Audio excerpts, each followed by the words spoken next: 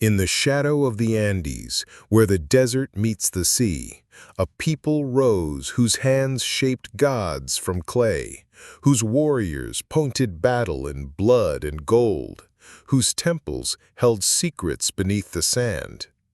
They left no written words, yet their art speaks, their tombs whisper, their ruins stand. This is the story of the Moche, masters of art, war, and ritual in ancient Peru. Not a legend, not a myth, a real civilization, forgotten for centuries, now slowly revealing its truths. No grand empire, no vast armies marching across continents. The Moche ruled no single nation. They were not one kingdom, but many. Small valleys, separate cities, linked by belief, by style, by a way of life that burned bright and vanished. They lived long before the Inca, before the Spanish, before the world knew their name. They rose in silence, they fell in silence, but their legacy is loud. This is not a tale of conquest or glory. It is a story of power hidden in paint, of faith carved in gold, of war waged not for land, but for meaning. The Moche did not write their history, they showed it, in pottery, in murals, in bones. What they left behind is both clear and mysterious. We see their faces, we see their gods, we see their violence, but we do not always understand why. So we must listen carefully, not with ears, with eyes, with patience, because every image, every burial, every temple wall holds a clue, and behind each clue lies a question. Who were the Moche? What did they believe? Why did they fight? And how did a people so skilled in crafting beauty also embrace such dark rituals? We begin in the north of modern-day Peru. The land is dry, the rivers are few, the sun beats down. Yet along narrow green strips between dunes and mountains, life thrived. Around 2,000 years ago, in what is now the Lambayeque and Moche valleys, a culture began to grow. They built canals, they farmed maize, beans, squash, and peanuts. They fished the Pacific coast. They raised llamas and guinea pigs. They were not the first, but they became the most expressive.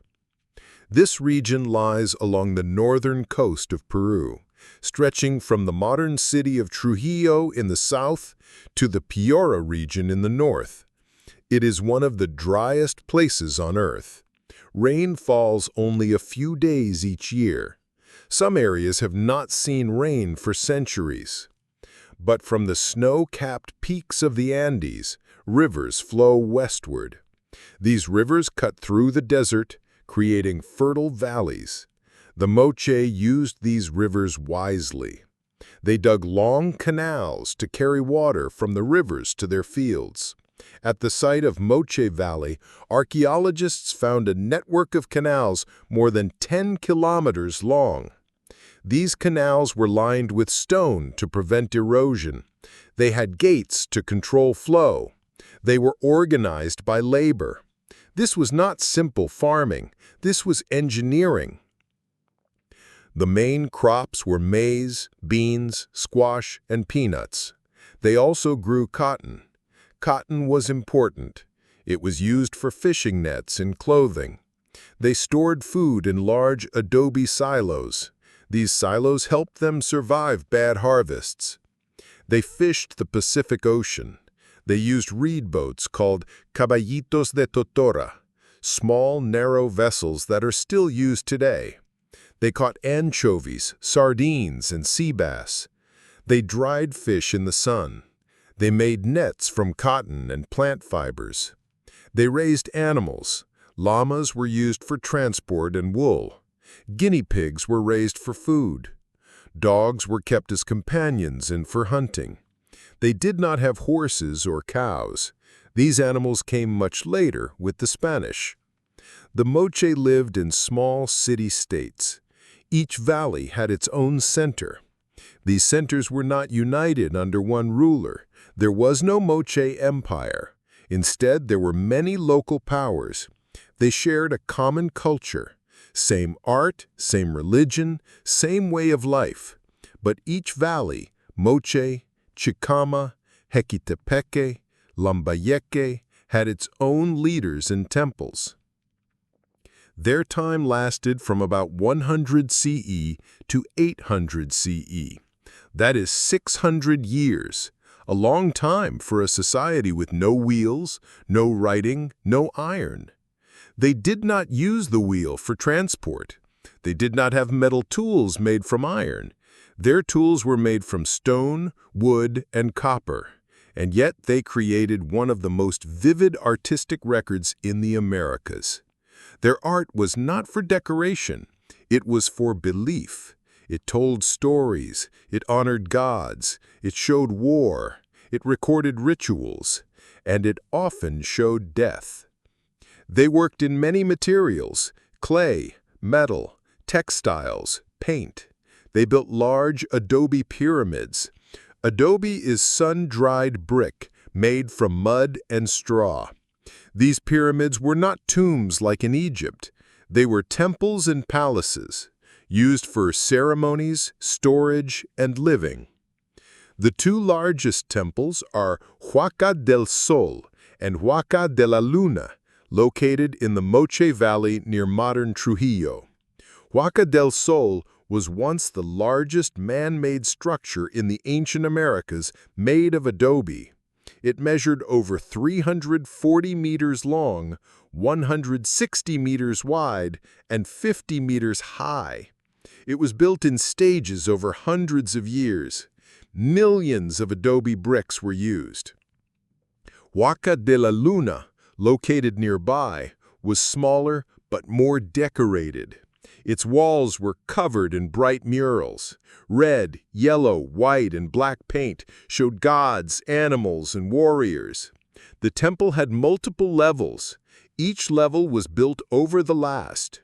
When a new ruler came to power, he might build a new layer over the old one. This was common in Moche architecture. The Moche did not leave books. They left pots, thousands of them.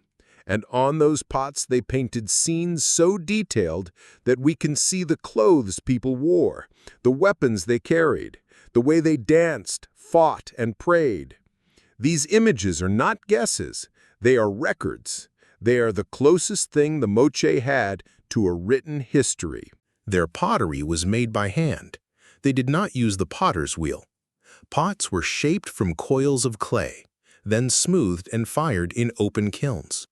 The most common form was the stirrup spout bottle. It has a closed top with a handle that loops like a stirrup. This design prevented spills and kept liquid clean. The surface was painted before firing. They used mineral-based paints: red from iron oxide, white from kaolin clay, yellow from ochre, black from manganese. The paint was applied with fine brushes made from animal hair. The scenes on the pots fall into several themes. One is the finely painted ware series.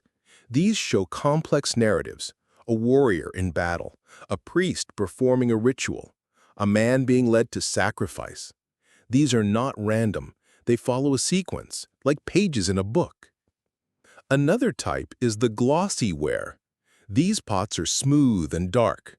They were used for daily life, for storing water or food. A third type is the modeled pottery. These pots are shaped like people or animals: a man with a broken nose, a woman holding a baby, a bat with fangs. These are three-dimensional. They show emotion, they show detail. These pots were not made by one person. They were made in workshops. Archaeologists found evidence of potters' workshops at Pampa Grande and other sites. There were work areas, kilns, storage rooms, tools. Some pots were mass-produced. Others were made for elite use. The art was not just on pots, it was on walls. At Huaca de la Luna, the murals show a god known as the Decapitator. He has sharp fangs, claws, goggle eyes. He holds a knife in one hand and a severed head in the other. He wears a headdress with a crescent shape. He stands on a line of prisoners. This figure appears again and again, on pots, on murals, on metalwork. He is central to Moche belief. But art can lie, or at least hide truth. A pot shows a warrior raising a club, but it does not say why. A mural shows a priest pouring a drink, but it does not say what was in the cup. So we must look deeper, not just at what they made, but at where they made it, at who was buried where, at what was found in the dirt. For decades, archaeologists dug. They found temples, they found palaces, they found tombs. Some tombs were simple, some were grand. One tomb found in 1987 changed everything. It was in a place called Sipan, and inside they found a man buried with gold, silver, and jewelry. He wore a headdress, he held a scepter, he had a war club at his side. He was not a king in the way we think of kings, but he was powerful. They called him the Lord of Sipan. The discovery was made by archaeologist Walter Alva. He was working at the site of Huaca Rajada, a pyramid in the Lambayeque Valley. Looting had damaged the site, but Alva and his team moved quickly. They uncovered a burial chamber deep underground. Inside, they found a man lying on his back. He was surrounded by treasures. A golden crescent headdress rested on his head. Golden ear flares hung from his ears. A necklace of gold beads covered his chest. His arms were wrapped in copper bracelets. At his side was a war club made of copper and wood. In his hand was a silver scepter. Near him were other people, a young woman, about 18 years old, a child about 8 years old, a soldier with a spear, a guard with a knife. These people were not buried later. They were placed in the tomb at the same time. They were sacrificed. The Lord of Sipan was not the only elite buried at Sipan. Later, archaeologists found more tombs. One held a second lord, called the Old Lord of Sipan. He was older. He had a cranial deformation. His skull was shaped flat from infancy, a sign of high status. He was buried with fewer goods, but still with honor. Another tomb held a young lord, called the warrior priest. He was buried with weapons and priestly items. This shows that military and religious roles were linked. The Sipan tombs proved that the Moche had a strict social hierarchy. At the top were rulers with divine power. Below them were priests, warriors, artisans, farmers, and laborers. Burial goods reflect this. The more gold and jewelry, the higher the status. He was not alone. Others were buried with him. A young woman, a child, a guard. They were sacrificed. They died to serve him in the next life. This was not rare. It was part of their world. Power demanded death. Faith demanded blood. And the Moche believed the gods needed both. Human sacrifice was not done in secret. It was public. It was part of ritual.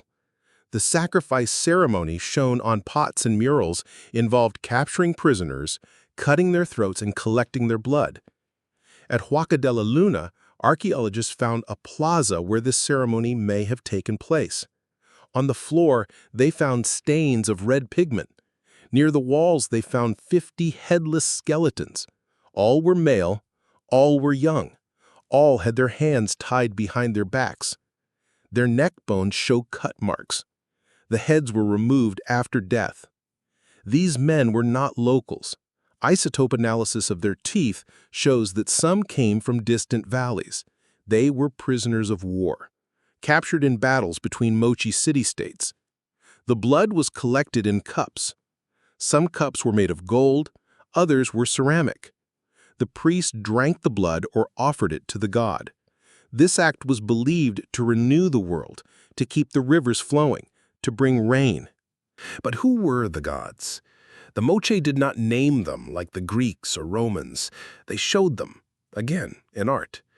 One figure appears often, a man with fangs, claws, a staff in each hand. He has a face that is both human and animal. He wears a crescent-shaped headdress. He stands between mountains. He pours liquid from a goblet. This is the decapitator god, or the Ariapaek, as some call him. He is not kind. He is not gentle. He takes life. He drinks blood. He rules the night. The name Ariapaek comes from the later Chimu people who lived in the same region after the Moche. The Chimu spoke a language called Mochica. They may have inherited some Moche beliefs, but we do not know what the Moche called this god. Ariapaek means severed head or decapitator in Mochica. It fits the image. This god appears in many forms. Sometimes he is shown alone, sometimes with a female figure, possibly a goddess. Sometimes he is in battle. Sometimes he is receiving offerings. He is often linked to the sea and the mountains. He lives in both.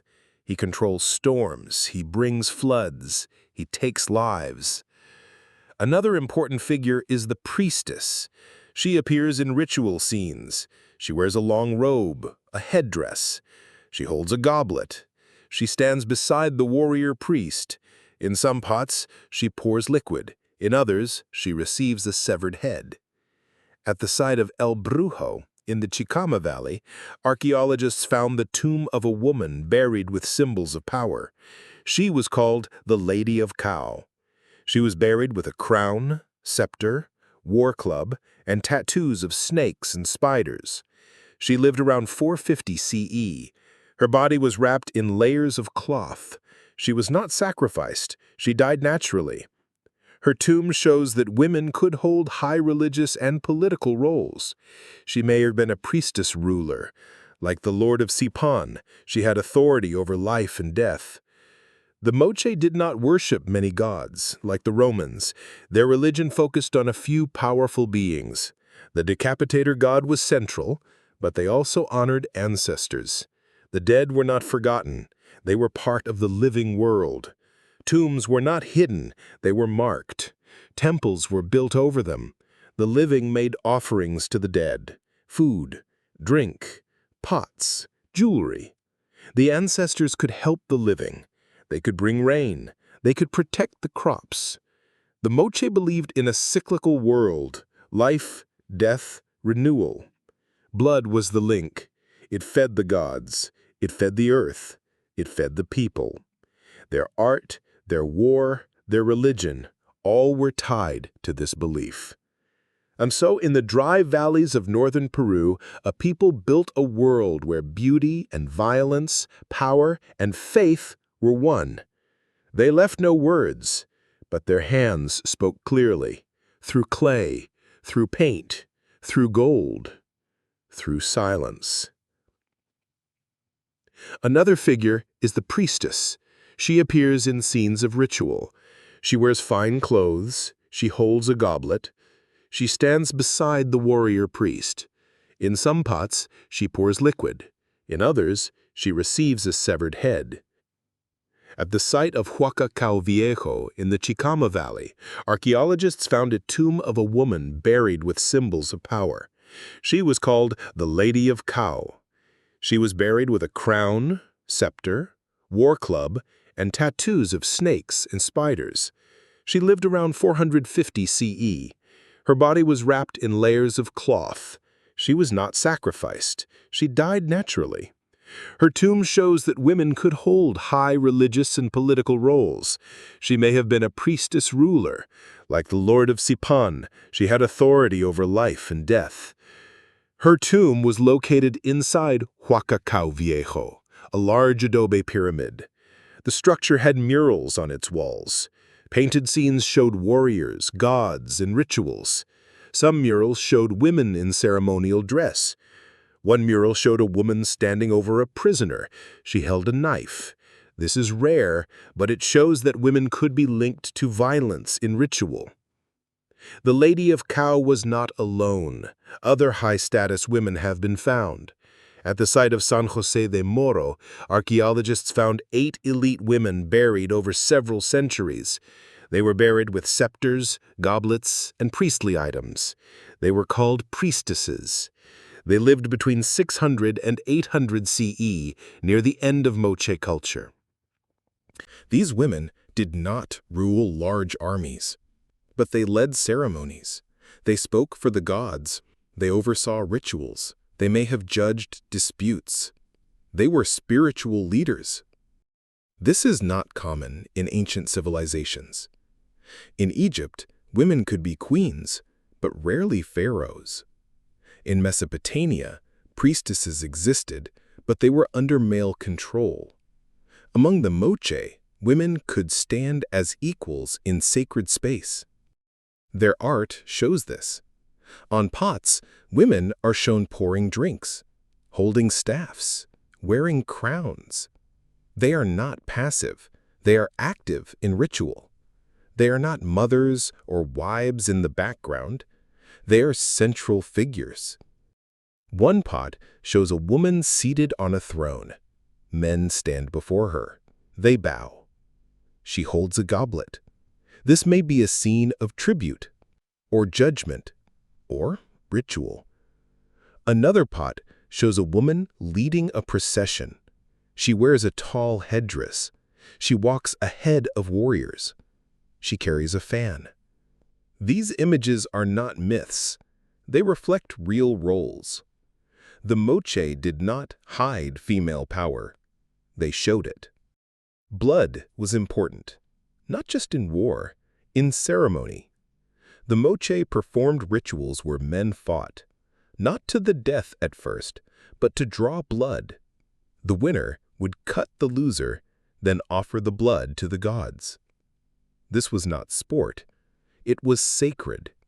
It was a way to feed the world, to keep the rivers flowing, to make the crops grow. This ritual is known as the sacrifice ceremony. It appears again and again in Moche art. The scenes follow a clear sequence. First, the warriors meet in battle. They wear armor, helmets, shields. They fight with clubs and spears. The goal is not to kill, it is to capture. The defeated warrior is taken. He is brought to a temple. He is washed. His hair is combed. He is given a drink from a goblet. The drink may have been chicha, a fermented corn beer. It may have had herbs to calm him. Then he is led to a platform. He kneels. A priest, often the warrior priest, cuts his throat with a knife made of sharp stone or copper. Blood flows into a cup. The priest drinks it, or pours it on the ground, or offers it to a god. The head is cut off. It becomes a trophy. It is shown on belts, on poles, in the hands of gods. This was not done in secret. It was public. It was a major event. The whole community may have watched. How do we know this? From the pots, from the murals, from the bones. At Huaca de la Luna, in the Moche Valley, archaeologists found walls painted with rows of prisoners. Their hands are tied. Their heads are bent. Behind them stand warriors with clubs. The scene is repeated over and over. It is not a single event. It is a pattern, a ritual. The murals cover large sections of the temple. They are painted in bright colors. The prisoners wear simple clothes. Some have their eyes closed. Some look down. They do not resist. They accept their fate. The warriors wear fine armor, feathered headdresses. They carry weapons. They stand tall. They are not angry. They are calm. This is duty. The temple has a large plaza. It is flat, made of packed earth. This may have been the place where the sacrifice ceremony was performed. And then there is the evidence in the ground. At another site, called Huaca Calviejo, they found the remains of a woman buried with tools of power, a metal scepter, a war club, a crown. She was not a warrior in battle, but she held authority. They called her the Lady of Cow. She may have been a priestess, a ruler, a holy woman. Her tomb proved that women could hold the highest roles in Moche society. The excavation at Huacacao Viejo revealed more than just her tomb. It revealed a ceremonial center, rooms with altars, storage areas for offerings, workshops for making ritual objects. The site was used for centuries. The Lady of Cow was one of many leaders buried there. Her body was wrapped in over 20 layers of cloth. The textiles were finely woven. Some had designs of waves. Some had images of gods. The wrapping took days. It was a sacred act. Near her body, archaeologists found the remains of a young woman and a child. They were buried at the same time. They were sacrificed. They died to serve her in the afterlife. This practice was not unique. It was part of Moche belief. The elite did not go to the next world alone. They took servants, guards, family, and attendants with them. This was not seen as cruel. It was seen as duty. To die for a ruler was an honor. It showed loyalty. It ensured order in the next life. This was not common in all ancient cultures, but among the Moche, it was part of the system. This was not common in ancient cultures. But the Moche were not like others. Their art shows women in power, women leading rituals, women standing beside men as equals. Not always, but often enough to matter. In many societies, religion is controlled by men. Among the Moche, women shared that power. The priestess in art, the Lady of Cow in life, the priestesses of San Jose de Moro. These are not exceptions. They are part of a pattern. The Moche did not separate spiritual power by gender. A woman could be a channel to the gods. She could lead the most sacred rites. She could hold the cup that caught the blood.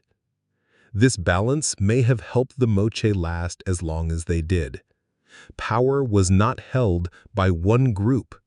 It was shared between men and women, between warriors and priests, between valleys and temples. Yet, for all their skill, for all their beauty, the Moche faced challenges. The land was harsh. Rain was rare. They depended on rivers flowing from the mountains. When the rivers failed, the people suffered. And the rivers did fail, more than once. The Moche lived in a fragile environment. They built canals, they stored water, but they could not control the climate. We know this from layers of mud, from sand, from the remains of floods. Around 560 CE, something changed. The climate shifted. Heavy rains came, then drought followed. The Moche irrigation systems could not handle the flood, then could not survive the dry. Crops failed. People starved. Faith may have shaken. Evidence comes from geological studies. At Huaca de la Luna, archaeologists found thick layers of silt. This silt came from rivers that overflowed their banks. The floods were severe. They washed over fields, they damaged canals, they buried homes. Tree ring data from the Andes shows a period of extreme rainfall around 560 CE. This was followed by a long drought that lasted decades. The drought is confirmed by lake sediments and river deposits. The Moche depended on stable water flow. Their crops needed regular irrigation. Their cities needed food from the fields. When the rivers flooded, the canals broke. When the drought came, there was no water to repair them. Famine followed. People had less to eat. Malnutrition increased. Health declined. Did the people ask, why do the gods not protect us? Did the priests lose their power? Did the warriors fail to bring victory? We do not know, but we see what happened next. Temples were burned, statues were smashed, buildings were abandoned. The great centers of Moche life, Pampa Grande, Moche Valley, Cerro Blanco, were left behind. At Huaca de la Luna, the final layer of construction shows signs of fire. Walls were burned, painted reliefs were smashed, offerings were thrown down. This was not accidental, it was deliberate. At Pampa Grande, the largest Moche city in the Lambayeque Valley, the temple was burned, workshops were destroyed, homes were left empty. The site was never rebuilt. At Cerro Blanco, in the Moche Valley, the population dropped. The temple was no longer maintained. Burials became simpler. This was not sudden. It took decades, but the decline was real. The art changed. It became simpler, less detailed. The grand burial stopped. The rituals may have faded. The old ways broke down. Pottery from the late Moche period shows fewer narrative scenes. The fine painting declines. The stirrup bottles become plainer. The images of war and sacrifice disappear. Tombs no longer contain gold. No more sacrificed attendants, no more scepters or crowns. The elite lost their power, or the people no longer believed in them. Some Moche people survived. They moved, they adapted. But the culture as it had been, the temples, the rulers, the ceremonies, ended. By 800 CE, the Moche were gone, not wiped out, not conquered, but transformed. Forgotten. They did not vanish. Their descendants lived on, but they did not follow the old ways. New cultures rose. The Lambayeque culture. Later, the Chimu. These people used some Moche symbols, but they did not rebuild the temples. They did not perform the sacrifice ceremony. The Moche world had ended. Now, centuries later, we piece their story together, not from books, from dirt, from paint, from bone, from silence. We do not have their words. We have their actions, their choices, their beliefs shown in what they made and how they buried their dead. We begin with art, because the Moche spoke through their hands. The Moche were artists, not in the way we think of artists today. They did not sign their work. They did not sell it. They did not make it for beauty alone. Every pot, every mural, every piece of jewelry had a purpose. It was part of life, part of faith, part of power. Their pottery is famous, not just for how it looks, but for what it shows. They made stirrup-handled bottles. The handle forms a loop, like a stirrup on a saddle. The body is smooth, the neck narrow. The shape is practical, it holds liquid, but the surface is covered with images. Some pots show animals, birds, fish, snakes, spiders, crabs. They are drawn with care, each leg, each feather, each scale. The Moche knew their world, they saw details, they remembered them. Other pots show people, farmers, fishermen, weavers, musicians, dancers, warriors, priests, women with children, men with tools. These are not gods. These are real people, doing real things. The Moche recorded daily life. But many pots show something else. Rituals, battles, sacrifices. A man tied to a pole, a priest cutting his throat, blood dripping into a cup. Another scene, a warrior holding a head. A third, a man drinking from a goblet shaped like a skull. These are not random. They repeat again and again, across valleys, across time. This means they are important. They are not stories. They are beliefs. The Moche did not write, so their art was their language. A pot could tell a whole story, one scene after another around the curve of the bottle. A battle begins, warriors charge, one falls, he is captured, he is brought to a temple, he is tied up, a priest cuts him, blood flows, the god is fed.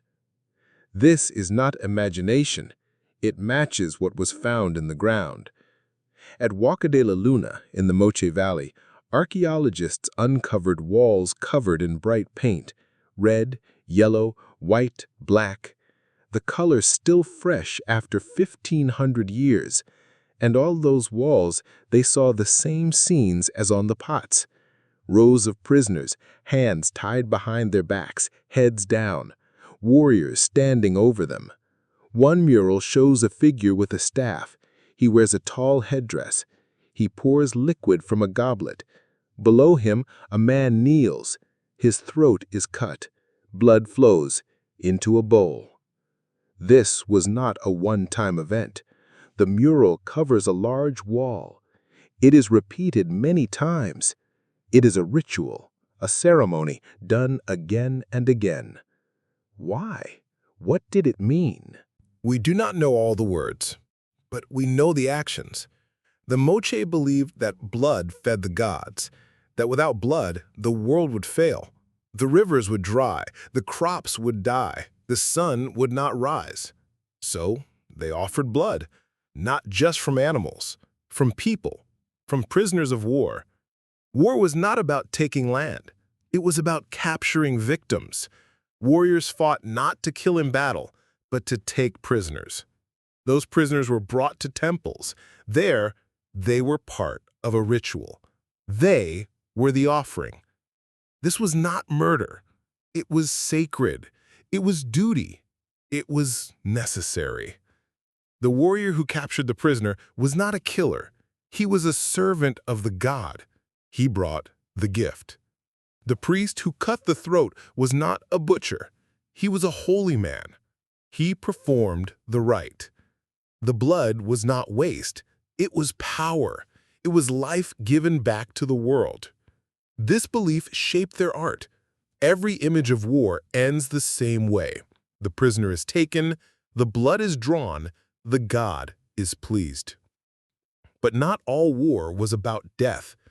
The Moche also made beautiful things, jewelry from gold, necklaces from shells, headdresses from feathers. They worked copper, silver. They hammered metal thin. They shaped it into faces, into animals, into gods. At Sapan, the tomb of the Lord was filled with gold, a crown, a nose ring, earrings, a chest plate, a scepter, all made with skill, all meant to show power, not just in life, in death. The Moche believed in the afterlife. They buried people with what they would need: food, tools, weapons, clothes, jewelry. The richer the person, the more they took with them. The Lord of Sapan had 30 men and women buried with him. Some were guards, some were wives, some were servants. They were sacrificed. They died so he would not be alone, so he would have help in the next world. This was not cruel to the Moche. It was honor. To serve a great man in death was a high duty. But not all tombs were like this. Most people were buried in simple graves with a pot, a tool, a shell. They did not expect grand afterlives. Only the elite did. Art showed the elite. Kings, priests, warriors, priestesses. They were the ones in the murals, on the pots, in the tombs. But the art also shows something else, a connection between war and religion. The warrior and the priest were not separate. They were the same man, or two parts of one role. In many scenes, the warrior wears priestly clothes. He has a headdress, a staff, a goblet. He does not just fight. He leads the ritual. The priest does not just pray. He holds a club. He wears armor. He stands in battle lines. This is not like other cultures, where soldiers fight, priests pray. Among the Moche, the two were joined. Power came from both. To rule, a man needed to win in war and to serve the gods. Victory in battle proved strength. Offering the blood proved devotion. Both were needed. So the Moche built temples to house both. The Huacas, pyramid temples, were centers of power, not just religious, political, military. Huaca del Sol, Huaca de la Luna, Huaca Calviejo. These were not just places of worship. They were palaces, fortresses, tombs, workshops. At Huaca de la Luna, the walls are covered with images of gods and prisoners. But the site also had rooms for storage, for living, for crafting, for holding captives. The temple was a machine. It took warriors from the field, brought prisoners in, performed the ritual, then sent the message, the gods are fed, the world is safe. The man in charge was not just a priest, not just a chief. He was a lord, a divine ruler. He spoke for the gods. He led in war. He judged in peace. We do not know his name. We do not know how he was chosen, but we know he existed. The Lord of Sipan was one. The Lady of Cal was another. She ruled at Huaca Calviejo. Her tomb shows she had the same symbols of power, the scepter, the war club, the crown. She was not unique. Other female figures appear in Moche art. One is the priestess. She stands beside the decapitator god. She holds a goblet. She wears fine clothes. She is not a wife. She is a partner in ritual. This suggests that women could hold high religious roles, maybe even rule. That is rare in ancient times. But the Moche were not like others. Their art shows balance. Men and women, both in power, both in ritual, both in war. But war was not constant. The Moche did not fight every day. They farmed. They fished. They made things. They lived. But war was part of their cycle, like planting, like harvest, like flood. They did not fight large armies. They fought small groups from nearby valleys, other Moche centers. This was not war to conquer. It was war to capture. The goal was not to destroy. It was to take prisoners. These prisoners were not slaves. They were offerings. The ritual was called the sacrifice ceremony. We know this from the art. It began with battle. Warriors met. They fought with clubs, with spears, with slings. The one who won captured the loser. The prisoner was brought to the temple. He was washed. He was dressed. He was given a drink. Then he was led to the altar. He knelt. A priest cut his throat. Blood flowed into a cup. The priest drank, or offered it to the god. The head was cut off. It became a trophy. Sometimes it was buried. Sometimes it was displayed. At Huaca de la Luna, archaeologists found 50 headless skeletons, all male, all young, all with signs of violence. Their hands were tied, their necks cut. This was not a massacre, it was ritual. The bodies were not thrown away, they were placed with care. Some had offerings, some had paint on their bones. They were part of the ceremony.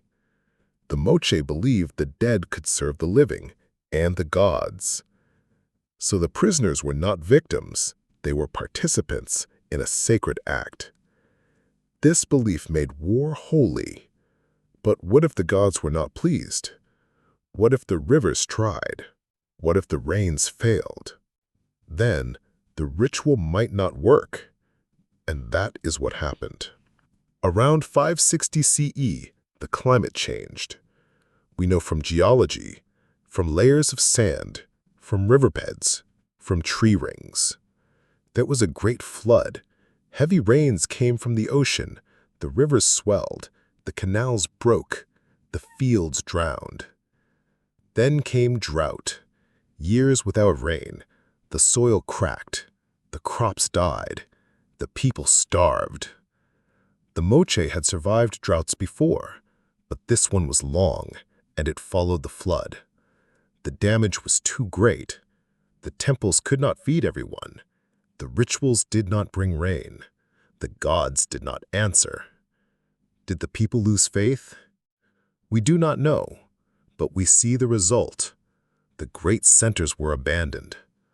Huaca del Sol, once the largest adobe structure in the Americas, built over generations, filled with power, now left to sand. Huaca de la Luna, painted walls, ritual halls, burned, smashed, left open to wind. Pampa Grande, a major city, workshops, temples, homes, all deserted. The people did not vanish. They moved. Some went to the highlands, some to the coast, some joined other cultures. But the Moche way of life ended. The art changed. The fine pottery stopped. The murals faded. The grand burials ceased. The old gods were no longer served. The rituals were no longer performed. The link between war, art, and religion broke. This was not a sudden fall. It took decades, maybe a century. But by 800 CE, the Moche were gone. Not replaced, not conquered, but transformed. Their descendants lived on, but they did not build temples. They did not paint the sacrifice ceremony. They did not bury lords with gold. The world had changed, and so had they. But the ruins remain, and the pots, and the bones, and the murals.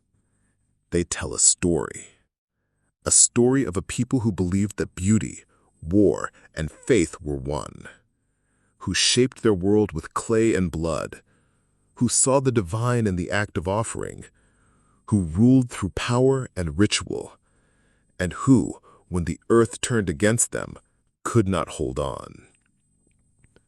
We do not know their names, but we know their hands. Their hands made the pots.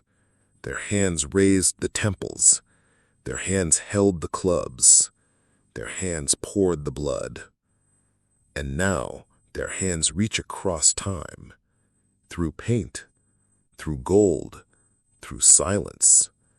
They ask to be remembered, not as savages, not as victims, but as a people who lived by their beliefs, who built a world without writing, who spoke in images, who died for their gods, and who in the end were buried by the desert they once tamed. This is their story. It is not complete, but it is real, and it is not finished, because every dig, every pot, every wall brings us closer to the Moche, to their art, to their war, to their religion, to their truth.